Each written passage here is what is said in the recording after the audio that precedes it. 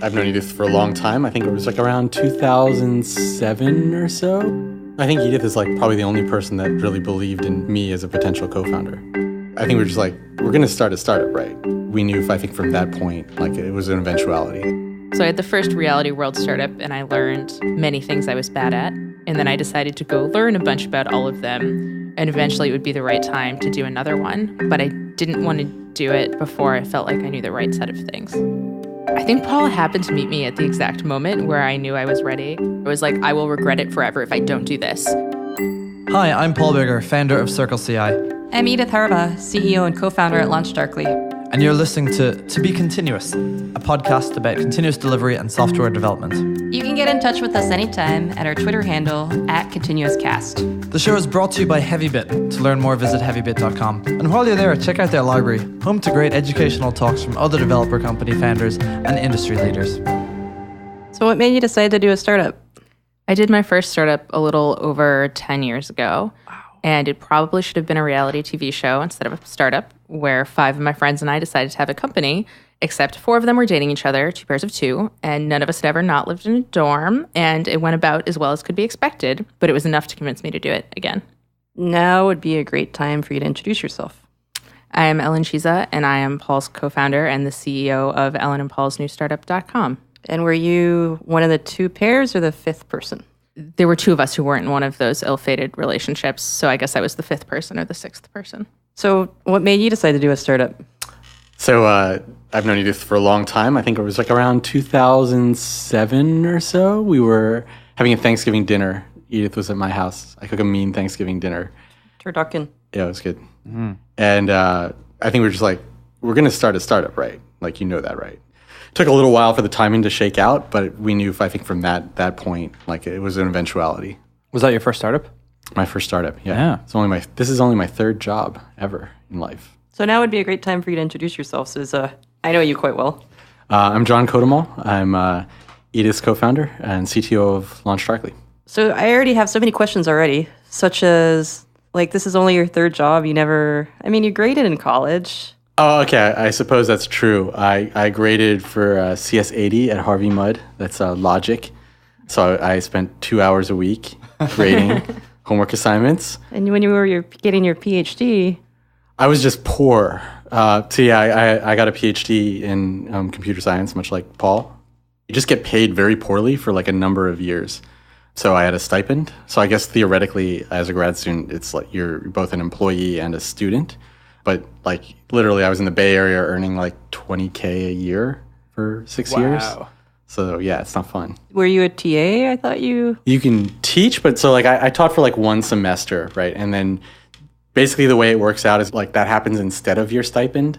So you don't get paid more for teaching. It's just something you have to do. It's crazy when you go to your first job afterwards and like suddenly you've 7 times as much money. Yeah. Why doesn't everyone drop out immediately and get a job that pays 7 times as much money?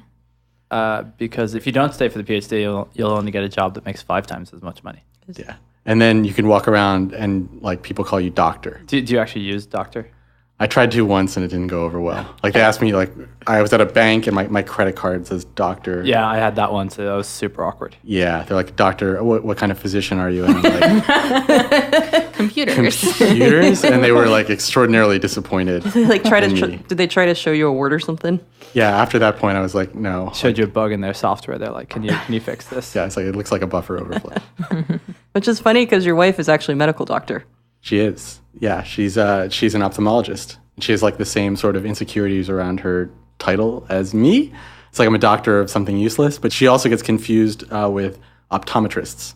So optometrists are different from ophthalmologists. Ophthalmologists are like medical doctors and surgeons. But if she tells people she's an ophthalmologist, a lot of them think she's an optometrist and they think she does the cover your eye and read the Big E thing. You know they both have in common is that nobody can spell them. It's true. So Ellen, you had this first reality world startup, and then you decided to do another one. There was more in between the 2. So I had the first reality world startup, and I learned many things I was bad at. And then I decided to go learn a bunch about all of them, and eventually it would be the right time to do another one. But I didn't want to do it before I felt like I knew the right set of things. How did Paul persuade you? I think Paul happened to meet me at the exact moment where I knew I was ready, because the job I had before this, I'd been in EIR in an incubator, and I'd started working on a project, and then eventually the incubator went away. We kicked out of the companies we'd invested in. We canceled all the other internal projects and started building it. So I'd just been through this experience of seeing a team scale from just me to 50 people and go from basically where we were at the beginning, which was it was a project within an incubator, to a Series B stage company. And so I'd kind of just seen the entire process, and it felt like there were no excuses not to do it anymore. If there was time to do it, it was now. It was good timing on my part. Did you have hesitations given the way stuff had gone south before? No. There were 15 minutes where Paul walked me through a lot of slides about accidental complexity. And I was like, yeah, that seems like a problem. And there were like a couple slides in the middle where I was like, I don't think this is going to work. And then about 20 minutes later, I was like, oh no, this is definitely going to work. Yeah, we should do this. But it was very much a within the first half-hour decision. Yeah, so John, it took us like 10 years. Yeah, we weren't even sure what the idea was for a while. You were doing consumer stuff or consumer ideas before you decided to launch Darkly? We had a joke that we should make a graveyard of all our ideas that we tried for about a day. Oh, there was the static analysis startup. I don't know. Oh, if you yeah, heard that would about have been good. Yeah, it would have been really good. Did you have a process for how you tested all of the ideas, or was it just every day something new? Mostly we convinced ourselves that they were terrible ideas as quickly as we could. And they took a day. The terrible ones would take like an hour. Yeah, the static analysis one, we worked for 6 or 8 weeks on it, maybe even longer shit. than No, that. like eight months. Oh, 8 months. Was it that It's long? a long time. It flew by so fast Oh, wow. because I was having so much fun. What was it going to be? So I had this observation that, like DVCS and Git and the way people do development doesn't work really well with most static analysis tools because they're not like built to be incremental in any way. And so like the thing that static analysis doesn't have is any notion of time, like how the code base is changing over time.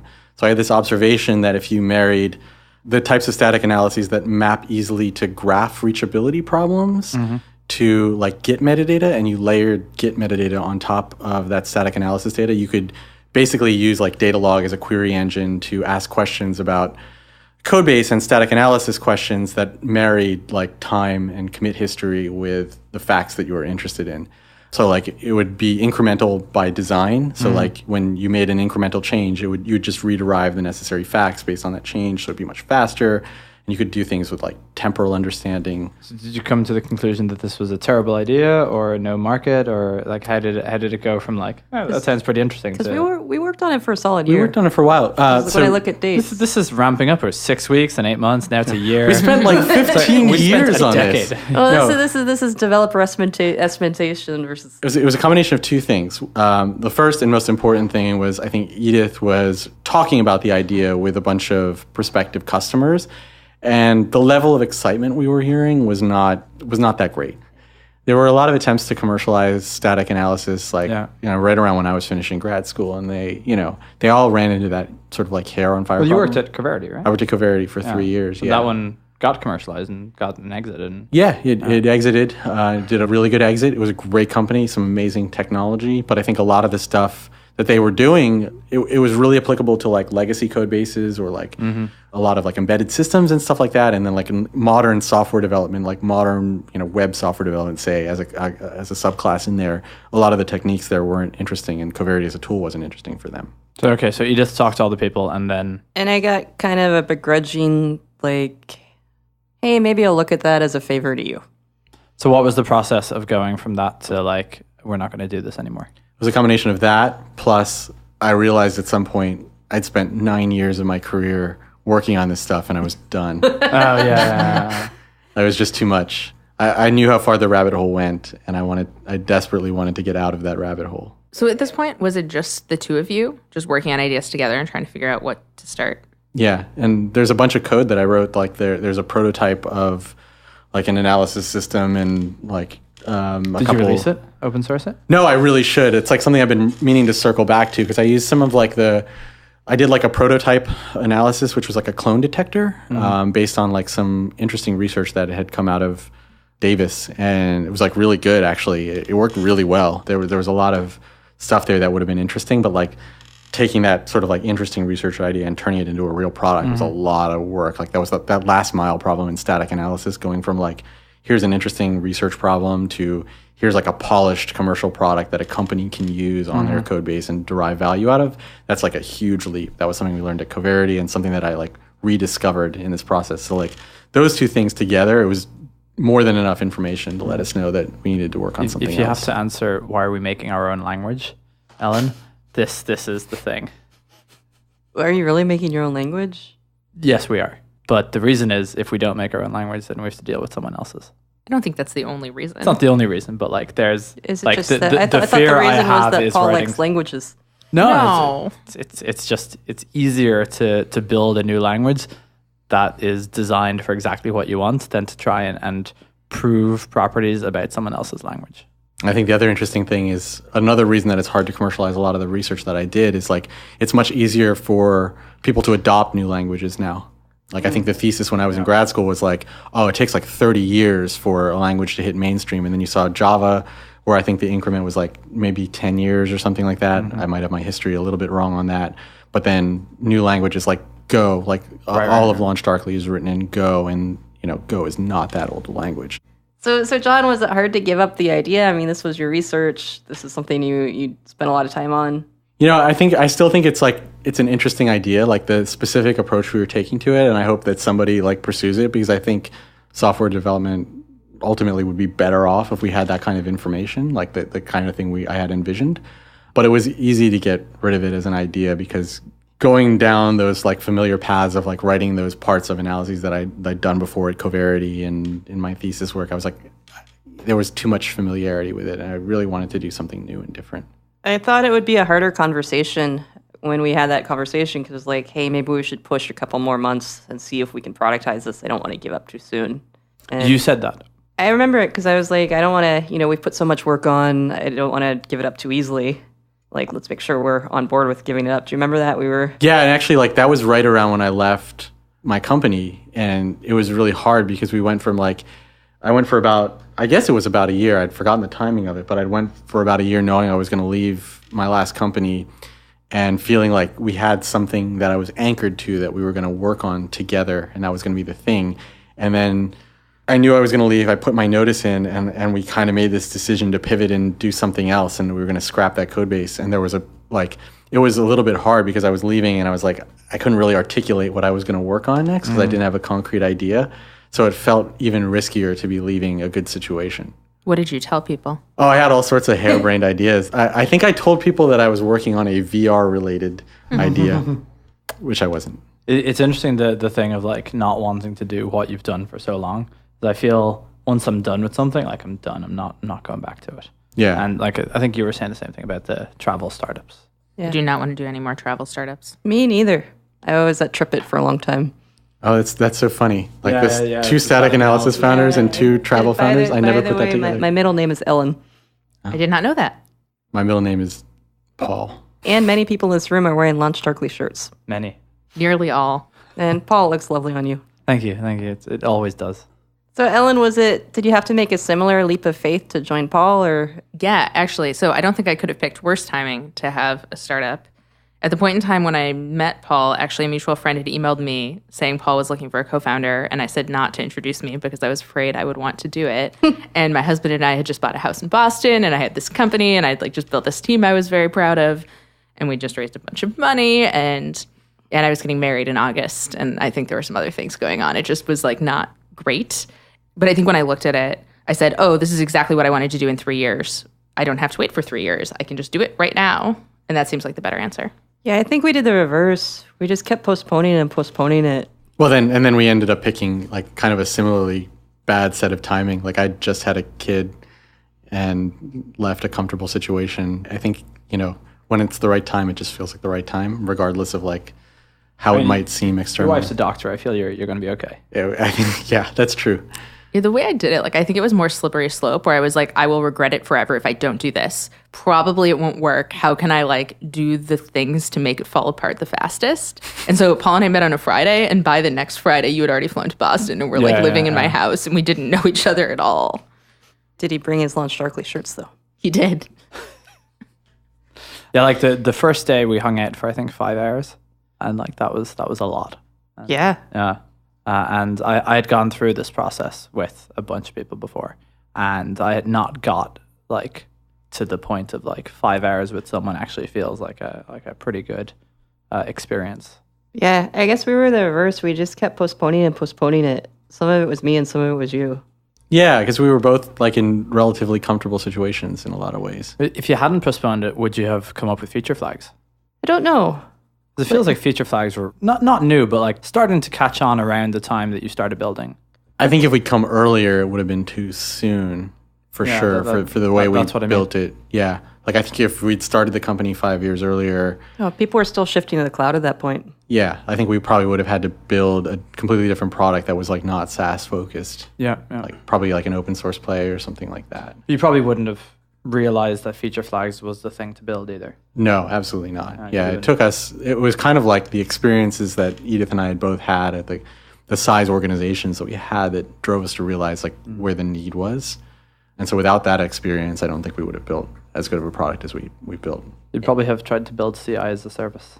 It was very popular in 2012. It's funny because we knew we wanted to start a company. We would always be bouncing ideas off each other. Mm-hmm.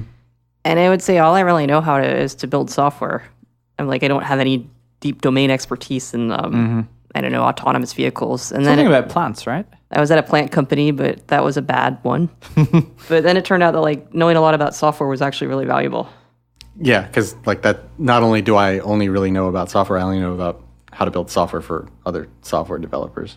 Edith, did you talk to any other potential co-founders? Did you No. ever think about I didn't either. How did you know you wanted to start a company together? I was just like, John would be awesome. How many years did you know each other by that point? Like a long time. Right, like 10? Ish. Yeah, okay. Well, we had briefly that other guy who I won't name, but like... We thought about bringing a third person in around like a specific idea we had. He was like a really brilliant person, but like at the end of the day, he wasn't invested in the same way that we were. Mm-hmm. Yeah, I guess like I didn't talk to anybody else either. It's weird because I know that, Paul, you interviewed probably 50 people? 49 people. Were you literally the 50th person, Ellen? Or maybe the 49th, I'm not sure. We can look at the spreadsheet. There's a spreadsheet. See, I had the opposite where like I'd been working with a lot of people for a long time and I could never find enough conviction to start a company with any of them or any of the people I met socially who I knew who started things. And I had come to a conclusion of basically the shape of the person I wanted to work with and what I wanted them to be good at or not good at. And so then I could pattern match that pretty quickly, where you had the pattern from having talked to 49 people and I had it from knowing a lot of people. And well, I first knowing went through the people I knew. And like, I mean, some of them were in the 49, but like realized that either there wasn't anyone who was ready to go now or there wasn't anyone who was the right fit. Yeah, I didn't talk to anybody else. I mean, that's the way you're supposed to do it, right? Yeah. You're supposed to like have someone that you've known all your life and they're the perfect co-founder for you. I think Edith is like probably the only person that really believed in me as a potential co-founder. Well, So, of course, you were perfect. well, thank you. Oh, you But- guys. Like you have to understand that but was. like, I had this deep conviction. I'm like, John is the guy. Well, you were the person with that deep conviction, so that's why we're here. I was like, I will pry him out of his company and he will come do this. So did it take much convincing? No, not really. I mean, it sounds like you were coding on this idea part-time while you still worked. Yeah. So like you didn't like, quit everything and start doing it by any means. Yeah, there were timing reasons for that. Like I think there was a conviction that I was going to leave. Like I think when I talked to some of the people that Edith talked to afterwards, I realized that she was worried that I wasn't going to leave, but there was never any point where I wasn't going to leave. I was going to leave as soon as we actually like incorporated a little bit earlier, like before we really started working on anything. And when we signed the incorporation paperwork, I knew I was done. Like I was going to leave, and the timing was just around like other external factors and stuff like that. Yeah, like he just had a baby, so I didn't want him to I wanted the baby to be at least like 6 or 9 months old. Mm-hmm. Yeah, which is really good because like having a 2-month-old in a startup is like it's crazy. Mm-hmm. It's not fun. I like the other thing, the thing with the process where you find the ideal person, because you do find the ideal person that way. Well, I think most people don't. So Thank you. yeah, no, there's a compliment in there somewhere. So what has it been since? So you've been working together for 6 months now? A little over. So what's funny is even after John and I started the company and we known each other for decades, we kept this running quip document of like stuff we didn't know about each other. Oh, that's really good. we just found out some stuff ourselves. Like just funny stuff that like, This seems like a really good venue for the two of you to share some of those things. My one that we just discovered this afternoon, or that she didn't know, is that on a scale of 1 to 10, I basically live between 4 and 7. I never hit 10, but I never go below a 4 either. and I'm generally just like sitting in a sort of a 5 or a 6, just generally content. Sometimes you seem really morose. It's probably a 4. I learned that I'd been interpreting the 4 as a 1 and vastly overreacting. Sometimes you seem really down, Paul. Yeah, that's a 4. I've never seen a 7. Yeah, no, sevens aren't around that much. I'm usually at like a 5 or a 6. Term sheet arriving. Oh, yeah. Oh yeah, that's a good one. Is it true that you were in the commitments? Yes. I wasn't sure. Is this just an Irish cliche? No. So that picture that is this thing Ian tweeted. Yeah. Yeah. So that was actually me at 7 years old. Oh, and here you are slumming it as a developer when you're a movie star. I know. My 83 pounds went exceptionally far. How did you end up in the commitments? Oh, that's 83 pounds. That was what I was paid for the thing, because we used pounds in Ireland back in those days. Sorry, what was that? How did I end up there? My drama teacher, I think she was married to the casting person for the movie, and obviously it was filmed in Ireland, and they needed people for like, me and this other guy were going to be page boys, and then they cut the wedding scene, so they just like threw us into some other stuff. You should put that in your LinkedIn profile. Yeah, star of the commitments. That would be good. I was on Reading Rainbow, which is an American TV show. What were you doing on it? I was talking about my idea of a perfect person. What was a perfect person? I said it was somebody that could eat a taco without spilling anything. John, Yes. obviously the question here, can you eat a taco without spilling anything? Not even close. Oh. No. Actually, no, that wasn't what I said. It was what my friend Ian said, and I found it more memorable than what I actually said. So, but somewhere there's a video clip of me. Do you know what Reading Rainbow is? Yes. LeVar Burton visited Yeah, Kickstarter when I worked there. It was great. Do you know what it is? Vaguely. Well, John, explain what Reading Rainbow is. That's a kid show. LeVar Burton. It's great. There's like a catchphrase that, Did he wear his visor? it was like it was pre. Geordie interesting. LaForge. But I think it was pretty popular when we were younger. I actually didn't know that you were on Reading Rainbow. I was around 7 or 8. What else went in the spreadsheet? What else do you know about each other that you did not before? Allergic. Oh yeah, I'm highly allergic to everything. Like this started in my mid 20s or so. Like I was not highly allergic to anything, and now I'm like highly allergic to many things. That he actually got started a degree in design. Human computer interaction. Yeah. So I was a PhD student. When I went to Berkeley first, I was in human computer interaction, and then I shifted over to PLs after that. So I spent like 2 years doing HCI stuff. It's really hard, actually. I think a lot of people have this like misconception that like HCI is like the softer side of CS, but it's incredibly difficult, incredibly hard work. John also has a minor in statistics. Yep, you had to do a lot of coursework at Berkeley for the PhD. So I ended up having to take like a bunch of like grad level statistics and math. And that's where I learned that CS is very easy compared to math, like especially grad level math. Well, it's interesting because all of the PL papers, there's no statistical vigor at all. None. There's like, we put an average, we put on a graph, we're done. Yeah. It's That's terrible. because when people like you and I go into like those actual math classes, they get blown out of the water by like really good mathematicians. Yeah. Well, this was handy because, like, I actually didn't know that he'd gotten this minor in statistics until we're starting LaunchDarkly, and there starts to be more harder math with like bucketing, and, like putting people. And he's like, "I got this." I'm like, "You got this?" And he's like, "Yeah, I got this minor in statistics." I'm like, "That's pretty cool." I keep forgetting that Ellen went to HBS, and so like we were looking at some finances. I don't remember. Oh, it was the 409A, and I was like explaining what I had done from my previous 409As, and she's like, "No, I've I know how to drive this model from scratch. It's okay." I believe it was, "This is how you do a discounted cash flow," or like, "This is why there is a discounted cash flow." And I was like, "Yes, we can make one right now." It's like, ooh, I I don't understand what any of those words mean. Like that's I didn't understand what any of the static analysis was. You so just it's wear your fine. patents, it'll be fine. I did have a moment at HBS where they decided one year that every single HBS student should have to start a startup as a class in groups of 5, which I feel does not model proper co-founder behavior, but fine. But I ended up having to pitch this fake startup with 5 people on stage to 1,000 people. And I unintentionally made a joke, and the laughter spread throughout the audience. And by the point at which I realized everyone was laughing, I was talking about unit economics, and I had no idea why they were laughing. And the only thing I could think to do was to look down and see if I was still wearing pants. And I was like, well, I'm still wearing pants. I'm just going to keep talking about unit economics and maybe they'll stop laughing soon. It worked out. What was the joke? The startup was an on-demand photography startup, and I was trying to draw to the distinction of you wouldn't use it to hire a wedding photographer. You would use it in the event that you had just been engaged and you were having your first engagement party, as in the party like the Sunday after you got engaged on Friday night, which I think there must have been people who were on engagements that were not the first, and it was interpreted as, oh, you use this the first time you get engaged, not the third and fourth. Yeah. But it just took a very long time because it probably started with one person who had been in this situation. And it turns out unit economics are not very funny. I think they're extremely fascinating, though.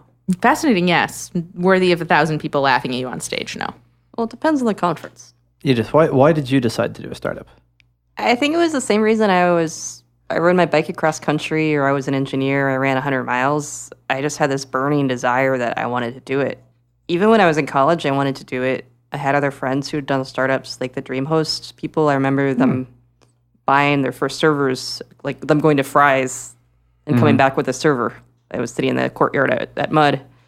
I just never felt like I knew enough, but I always wanted to do it. It took me a while to, as John said, to take this leap. I remember it was really hard. Like, one of the reasons we postponed was I pushed it a couple times. I would be like, Want to learn another thing. Maybe I should get another job to learn this thing. Yeah, I think we ended up starting it at the logical time. Like, there wasn't really any reason to postpone anymore. If we postponed again, it would have been like another couple of years at that point. Yeah, what if we had done it 2 years earlier? Would that have just been too soon? Probably, yeah. I think For feature flags or for yourselves? Both. I don't know. I know I felt completely green. I felt like I knew a lot about some things and other things. Like we would literally be Googling how to incorporate and like we did our clerky paperwork. We were both like, is this the right way to do it? I don't know. Yeah. I think it was the right time for me. Like, in my last couple of years at Atlassian, I was still learning a ton of stuff. And I think it was all stuff that became really valuable for LaunchDarkly later. So I think the timing was right then. Like, I think if I left 2 years earlier, there were things that I learned in those 2 years that I definitely needed. It was scary to go without a salary. I remember I was talking to Will, who was actually our first angel, and I kept wanting him to fund us before we left. And he basically told me in very nice words, because Will is... Did you ever meet Will Eldridge? Yeah. One of the nicest guys. Really nice guy. He's like... He told me very nicely, like, no, you have to quit. Because I was like, can't you give us some money so we could quit? And he's like, no. I think when we were at Alchemist, when we were in our interview for Alchemist, I think one of the things that really helped was, I think we said, it was like the day after my last day at Atlassian, we were actually, so I left Atlassian, my last day, there was like, a farewell thing. And then I got a text from Edith saying that we had a meeting with Alchemist Accelerator like the next day. And like that ended up going well. So we went like one day from me leaving Atlassian to getting at least some funding. Yeah, so we'd gotten turned down by YCN 500. And then I'd had an old coworker who'd gone through Alchemist, this other accelerator, and he's like, oh, you should apply. And we applied, and we didn't hear back, and I was just like, oh, yeah, another rejection. And the best thing that could have happened was the organizer, Ravi, called me. He's like, why haven't you responded to my emails? I'm like, what emails? And they had written us, offering us an interview. And I know this now, Ravi sends out like floods of emails, and it had gone to my spam folder. Like, and knowing Ravi now, I'm like, oh, of course it went to spam. And so I'm like, John, I know that you probably want to like hang out with all your friends and like have this good time tonight, but we got an interview at 10 a.m. tomorrow at DFJ. And he's like, really? What was your reaction? I was a little bit surprised. And yeah, I was really kind of looking forward to enjoying myself. I'd been at Atlassian for 6 years. So like leaving was kind of a big deal, and saying farewell to the team with libations was one of the things I was looking forward to doing. So then it was like 10 a.m. Sand Hill Road. We got to be there. And he's like, was that at DFJ? Yeah, it was. Wow, full circle. Yeah, I know. That's why it's weird it was our first meeting ever on Sand Hill Road was our accelerator. Was your leaving like that, or were they sad to see you go? Was it hard? Prior to this, I worked for Paul English in my last company, and he handled that departure better than I've ever seen anyone handle a departure. So it went from immediately, it wasn't about the company, it was immediately about me and what I was trying to do and how he could help, which was, I'll make introductions, I'll invest, like I want to see your deck, like let's talk about the idea. I'm super excited. I want to meet your co-founder. I want to do all this stuff. And then about halfway through the conversation, he shifted back to, I'm sad you're leaving. I've really enjoyed working with you. But he handled it in this way that was better than anything I could have asked for or expected.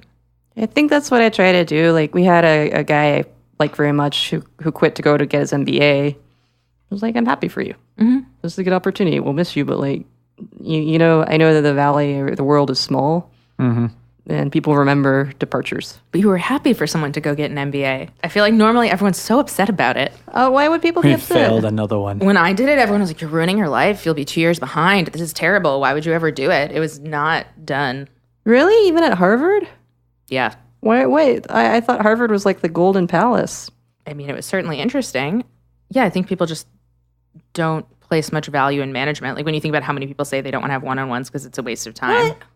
I've talked to so many founders who don't want to do any management practice, don't want to have any process, don't want to have anything to do with any of that. And I find it baffling. Like, just because you want to do it differently doesn't mean you have to throw out everything that anyone else ever thought of. That's funny because we were just talking on the way over. Like, we believe very strongly in not management with a capital M, but just like good management. Like, a little bit of process, not too much. So we sent our engineers to Deering's course, and why did you encourage them to do that? Well, Deering's course is that thing is really good. This is the general management. Yeah, I want to do that. You know, I think when you first hear the idea of like, oh, you're going to take a management training course, like a 3-day management training course, you're like, oh my God, like what level of bullshit am I in for? But Deering's course is actually really good. Like there's stuff I learned in that class that, like when I'm doing well as a manager, it's because I'm like introspecting and looking back at some of the things that I learned there. You know, there's a lot of like years of experience you could have as a manager that get distilled down to like things that you learn in those 3 days. I don't know. I thought it was really valuable, and I think it's something we're encouraging all of our people leaders to do. I think that you have a process whether you acknowledge it or not. And like you can either say, hey, we have a process that some things are working, these other things we're tweaking, but like let's acknowledge this. Mm-hmm. Or you have an awful process that you don't even acknowledge how awful it is. Well, if you don't acknowledge it, people don't know how to fix it. Yeah. Because they don't know what to say is wrong. They just know it's wrong somehow. Yeah. I think that there's, and this comes from someone who had a startup with no process. Well, you had a process. Well, yeah. But your process was just what you were saying, Ellen, about like throwing it all out. Like that was sort of deliberately the point. We wanted to sort of start from nothing and do the things that were necessary as we came across them. And I think that there's something to that, but it just doesn't work out. You end up just doing nothing and then like getting trapped under the weight of what you don't do. I mean, it turns out like after millennia, people have gotten like really good at managing people, and companies have gotten really like there's actually lessons that you can learn. But there's also a huge amount of people who are terrible at managing. Yes. And so like we all have those sort of anti-patterns that we're trying to avoid, and maybe in our case, I think we throw out the baby with the bathwater. Yeah, because it's all about like kind of standing on the shoulders of giants, right? Like having the experience base, maybe even being at some of those companies and like seeing what worked well and what didn't, and being able to throw out the things that didn't work well. I think that requires having worked at companies where it worked well. And I think we didn't have experiences where we could point to this worked really well. Yeah, I can see that. Like, I mean, like Atlassian, for example, where I came from, it's extraordinary. Like, it's a really well-run company. There's so many lessons to be learned from there. They're really good. And like, I've been from, like I said, I've got 3 jobs, right? I had that experience, and then I had Coverity, which had a bunch of, you know, other different challenges where things weren't working so well. I would view Coverity as like sort of like more like the norm in terms of like how a lot of startups are run, and Atlassian being like this kind of exceptional outlier, and like seeing those two things and having those be my only 2 data points was kind of interesting. I think there's a lot of the people who are throwing out all this stuff are sort of like younger, and like, you know, you do startups younger now, and so you know, people come right from college and they haven't worked at a place that is really functional. And the other thing is like, especially for engineers, the influence is open source, which is this massively dysfunctional sort of environment. And so you take the open source policies, and I put a sort of inverted commas around that, and then you apply that to like, that's the way it's supposed to be, and then you end up, surprise, surprise, in a dysfunctional land. Yeah. How do you feel that Harvard Business School has helped you or not helped you with the actual startup? Because I'd always kind of wished I would get an MBA. It just never worked out. Yeah. So I think the most interesting thing about it, it's still one of the hardest things I've done. So at HBS, the way it works is you're in a classroom with 90 people and you read a packet story. You're supposed to analyze the solution. and be able to speak on it, on any particular piece of data or on any opinion of what happened in that story at any moment, unexpectedly. And so you're basically walking into a room of 90 people every day, knowing you have to have 10 seconds of great content on something, and you just don't know what those 10 seconds are and when they're going to fit into the conversation or if they'll even happen. Much like a podcast. Much like a podcast, except you don't get a chance to talk again later or edit or anything, and you're graded on 10 of those 10-second chunks. Wow. And so it's super high pressure. And like in contrast to something like fundraising is high pressure because you need the money to keep your company alive, but you're telling a story you know and believe in. You're not trying to pick 10 arbitrary seconds that make you sound really smart. And so I think the pressure of being on the spot for like 3 to 5 hours every single day to sound good at any moment builds a lot of emotional resilience. Yeah. Something I struggled with fundraising, and John, I was a terrible fundraiser when I started. I didn't know how to distill the story at all. Like I would just kind of start with like things that were true, like me and my friend want to start a company. We tried other ideas. Now we're doing this. I would fund that. I remember one piece of feedback, which was you were talking about failed deploys and stuff like that. I think you said something like, I've worked on a lot of products that have just utterly failed. This particular investor was like, I don't think people really want to hear that you're a failure. Well, so I would say, so I got better. Like at the beginning, I was just really bad because I was just like, the word I heard once was word vomit. Yeah, HBS, you cannot word vomit because they'll cut you off. So you get good at being concise and thinking on your feet. So do you feel like it helped you with just being more able to think on your feet and react? Or It definitely helped with that. It also helped with, because you read so many stories over time, you have a lot of examples to draw from. So you can always almost come up with like an analogy or a parallel or give yourself a new framework to think through a situation. So it's no longer you're in this situation where I made this thing, I have to solve this problem as it came up. Every time you end up in one of those, you have 5 good examples of other ways people have solved the problem. yeah, I think that was the point I was trying to make about all these failed projects. Is like I have all these things of like this toolbox of like, okay, I tried this and this. I could reuse that template in a different way, but it certainly didn't come across that way. But, Yeah, that's like too nuanced of a position for like a 2-minute pitch. Yeah. In my mind, I'm like, okay, we tried this playbook. Here's how we could have tweaked it. Like, let's do this. Like, our content strategy is very successful because I took playbooks, but it was a terrible way to pitch. The first time I tried to pitch in Silicon Valley, I tried to do it the Irish way, which is you have conversations with people and you talk about anything other than the actual thing, and then at the end you're like, oh yes, I'm doing this thing. So you just kind of like slide across a note at the end. Yeah, or set up another meeting afterwards, and at that meeting you might spend quite a considerable amount of time just small talking as well. But I realized that the way I was pitching it was like this sort of self-deprecating, because in R&D you don't talk things up. So you're like, I was talking to these investors, and this was in YC demo day, and I'm like, this idea, it's a pretty good idea. Most startups fail. This one probably will too. But the idea itself is it's quite reasonable. And then I got this horse to sell you. It's an okay horse. And then literally next to me, there was another guy in my batch, and he's saying, this is going to be $1 billion company. And in retrospect, I was like, oh yeah, that's how you do it. But like at the time, I was thinking like, no, it's not. And it's like, I could never sell that. Like, that'd be ridiculous. The chances of this being a $1 billion company are minimal. Like, and then when I actually learned how to fundraise, it was like, focus on the things you actually believe, and don't talk yourself down and that kind of thing. But it doesn't necessarily come naturally for a lot of people.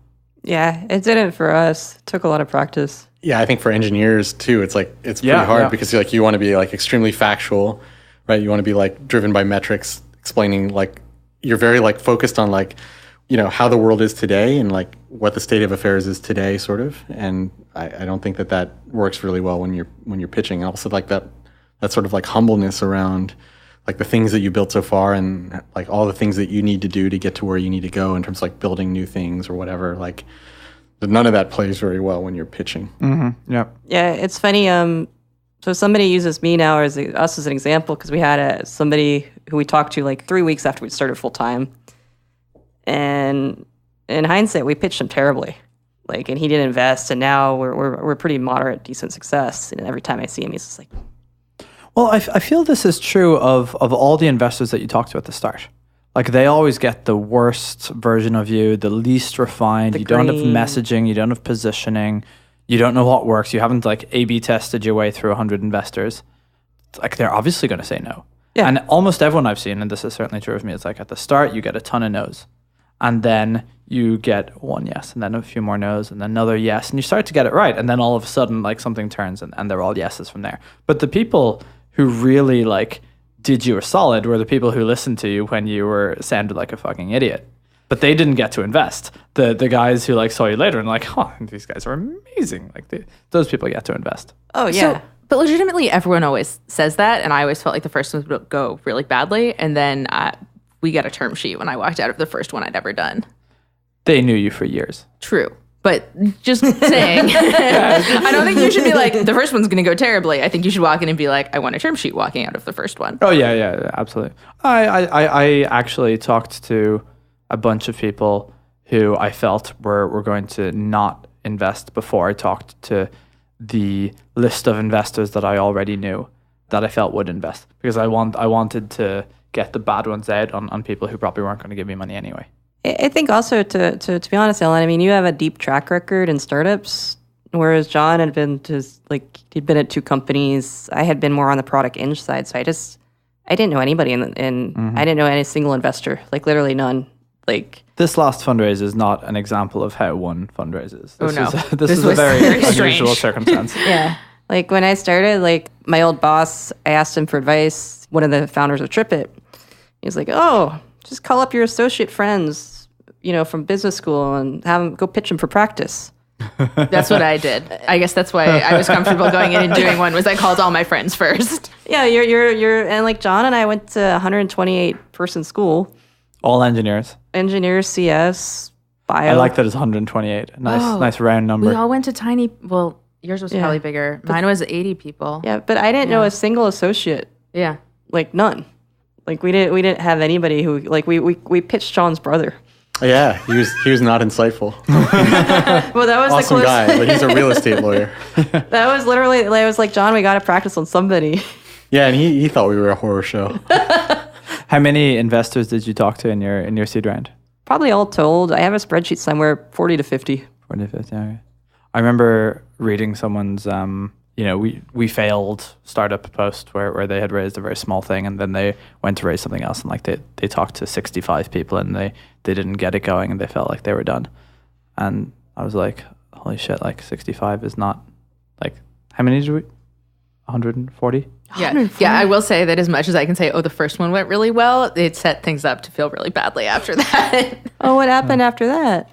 Then there was a lot of no. So one is we're doing this like incredibly ambitious thing. So lots of people felt this isn't going to work. And then also we may have priced it a little high. a little too high. And so it took us longer to get to that finished. What kept you going through 140? I mean, that's a lot. There was progress along the way. Yeah, maybe it wasn't quite that many. It was a lot of people, It was though. 140. I think it was also that I was learning every single time we pitched, because I hadn't worked in this space before. So whatever the questions were that anyone would ask, even if they were VC questions or they were from people who hadn't worked in the field, I would just write them all down, and then I would go home and then I would learn that set of things. So it was basically free education about the market and the space. They gave me more perspectives besides Paul's. Probably useful to have more perspective beside Paul's. No, you're always right. How did you guys split up the pitch between the two of you? Well, so one thing that I learned during the pitch is apparently I like to talk. Paul did not learn this until we had one that was via telephone, and it was, I think it's Uber Conference that sends out the time spoken after, and Paul, I think, talked 3 times as much as everyone else on the phone This combined. was the meeting where I was trying to be quiet and let Ellen talk more. So she'd been telling me this for quite some time, and it wasn't... But you're like, I have metrics now that prove that you don't I have metrics. Really? Well, you should let me she didn't even talk. point it out. I was just like, I was looking at the thing and it's like, it says I spoke this much. I literally thought there was a bug. Do you remember when we were at Web Summit and we thought there was a bug? I think there was a bug. I No, I think they cut us off short. think you just, Oh, really? yeah, I think we can pull the video. Oh, no. So you like to talk. Apparently so. How do you deal with the fact that you're the talkative CTO? Like, Or talk less. I like when you talk. I think it's fine. I have no need to be the person talking all the time. I think that you have a lot of very good answers for things I don't know. And so when I talk, I just like, I hear a question I don't know, and I'm like, oh shit, I better start to talk to cover like mass the fact I don't know the answer. And it's like Ellen is sitting there going, I know the exact answer to this. What the fuck are you doing? Yeah, we got our strategy down. It took a little while, but I don't like to talk, so that helps. The original story of the podcast is Heavybit wanted to do one with John and me. Mm-hmm. You know, of like our startup struggle, or just like a week, like an every 2-week check-in of the startup. Oh yeah, that sounds like a good idea. Yeah, because we'd come in when we should have done that. I didn't think the production values were high enough. So we'd come in when we were 4 people, and they're like, this would be a good thing. You could get some publicity. And John asked John, and John's like, I had software to write. I had things to do. The microphones weren't high quality at the time. Now they're fantastic. These are the same microphones. Way to sell me out. The entire time I've been doing this, they've been exactly the same. Super high quality the whole way. And we sat out there. It would have been like a half hour. Thanks for selling me out. Any minute not spent writing code at the beginning is a wasted minute. Thank you. You're never getting it back. It's true. Oh, so John said he wasn't going to do it with me, and I waited another week because I'm patient, and I asked him again, and he still said no. Now I couldn't even. It was years before they let me on this thing. I asked you 3 times because I'm persistent. I'm like, maybe he'll have changed his mind after the 3rd one. He's like, then I asked Paul, and then Fred. What happened to Fred? I think I vetoed Fred. It wasn't that thing about Fred. It was just like 2 people is the right number of people for our podcast. Like three is too many. The exact quote was, "Fred talks too much." Really? That's ironic. Thanks, Ellen. And you said it in an email to him.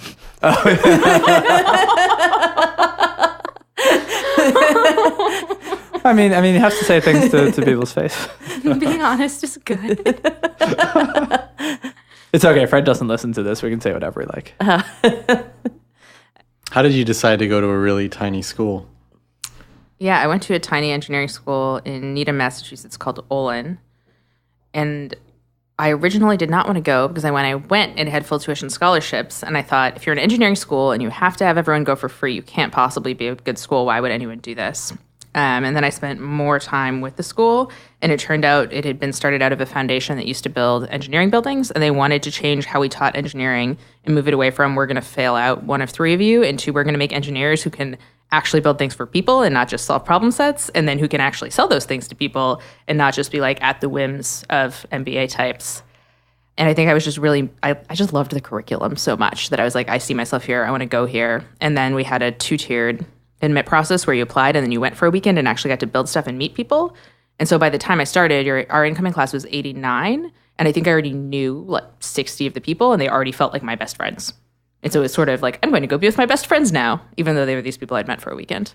That's pretty cool because Mud was pretty much the exemplar of the other one. Like we started with 169 and we finished just with 128. That's why I knew it, because I'd counted everybody that got failed out. That was how my high school was. My high school class started with 180 and we finished with 131. And we had an Olin building. Yeah. Yeah, they sound like similar missions. They're very similar. The Olin curriculum was taken pretty heavily from Mud and Cooper Union and MIT. I feel like a chump going to a regular university. Well, we don't have PhDs. I'm the chump here. Everybody else has a graduate degree. No, I dropped out. Oh? Do you feel like that's helped you, or? Well, yes, I got to be at a company from 1 to 50 people, and that was delightful. And then I got to meet Paul and start this company, so it seems good. We still put HBS on the pitch deck. Better half.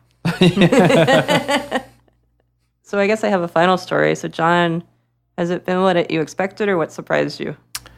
I think the surprising thing is like, and this is super cliched, but like you always feel at some level you're going to like hit a success point where you feel like everything is all your, like the stress level will go down. Like, haven't hit that yet. Have you? Oh yeah. It's funny. I made a joke in a speech the other day, a talk I gave, that like, I was not very good at selling, but I felt I had this huge pressure because like I had our first engineer, like I had to get much better at fundraising and selling. So that was really stressful when we had no customers and no money. Because like literally I was like, okay, I talked my good friend into quitting a good job, and I talked Patrick, who had a baby, into doing this too. That was a lot of stress. But it shifts, but there's like the same amount of stress, at least from my perspective. I think for me, it's a different level of stress now that I want to do well by the employees. I want to do well by our customers. People are trusting us. Mm-hmm. But it's very different than like, oh my God, we literally have no money. Yeah, I suppose. But now it's like you literally feel like 25 people are relying on you to get everything right instead of just Patrick or just me, right? Yeah, but we have a business now and customers. Like, I mean, it took us a year to get our first paying customer. Yeah, that's true. I mean, that was hard. Yeah, that sounds difficult. I mean, we were this new product in a new market. Like, the first person to pay us took a year, and that was a long kind of period of like, is this a going concern? And we're in this place where like our first paying customer, it's not even going to be a year. It's going to be a while. That's fucking scary town. Oh yeah, it's just this expensive hobby. Yeah, right. I mean, Circle CI, our first customer is 3 months, and paying was 6 months. So we had customers. It just took us a year to get our first. Well, It was the first one to give you money. actually, I'm making it sound hard. We deliberately didn't want to take money for a little bit because I didn't want to lock our pricing into stone. Mm-hmm. So we had people using us. How long after you started? We had our first person use us about 2 months after we started. Oh, that's great. Because I was always just like, we got to get people to try this. Like, Was the product terrible at that point? It was terrible, yeah. It was. I was writing all the front end code, so that's how terrible it was. It's not terrible. It was too late. yeah, I was very like vigilant. I was like, we got to get people to try this. I don't care if you think it's broken. Like we need to have people using this. Yeah, I remember looking at one of our dashboards, and when that customer went live, it was like 6 requests per second hitting our service, and I was like, how are we going to stay up? This is massive. Yeah, and I think we do, I don't know, 50,000 per second now. It's crazy, Dan. Yeah. Yeah. So I was just always very disciplined of this can't be a hobby because I saw other people in our accelerator who treated it like a hobby. Who were like, oh, look at us, we're a startup. Yeah, we try to avoid that. Yeah, we definitely try to avoid that. I had one of those. It was not very productive. The startup you were in where it's like it's a hobby or Yeah, the 6 of us who none of us knew what we were doing. It definitely was. We're playing startup. We played startup for a year. yeah, I didn't want to do that. Yeah, no. I think it's fun when you're 19 and then maybe not after that. How do you guys drive like urgency knowing that what you're building is such like a moonshot in a lot of ways? Like there's so many ways for you to like, I mean, you're building something so ambitious that you could be expanding the scope over and over again. Like I think if I was working on the problem you guys are working on, I'd immediately just keep blowing it up until like the scope of it was so large and it'd be hard to like focus in, and wonder how you guys manage that.